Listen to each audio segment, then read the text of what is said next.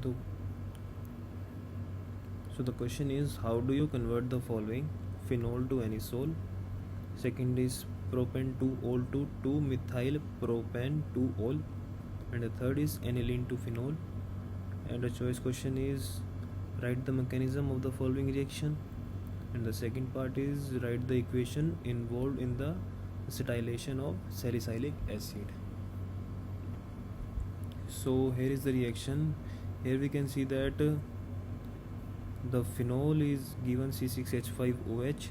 We will react it with NaOH or only Na, and it will form C6H5ONa.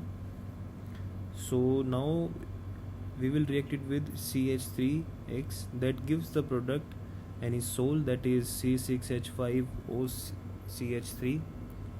Now for the second reaction, here we have propan 2-ol. We will have to convert it into 2-methyl propan 2-ol. So we will react it with CrO3 or copper. It will give CH3COCH3. Now again we will react it with H2O and CH3 magnesium. It will give 2-methyl propan 2-ol, and that is the required. Now we will convert aniline to phenol. As you can see that C6H5NH2, it is aniline. We will use NaNO2 plus HCl. It gives C6H5N2Cl. Now we will add some warm water into it, and it will give phenol. Now for the choice question, we have asked the and mechanism for it. As you can see that here is the given reaction.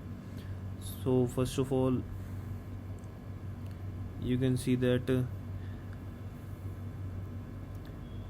here the added hydrogen will attach to the oxygen. Now oxygen will go to this group and form H2O.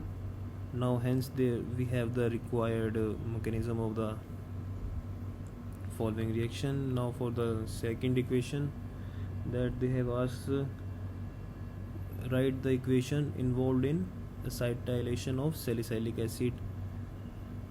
So here we have the following equation involved in the acetylation of salicylic acid.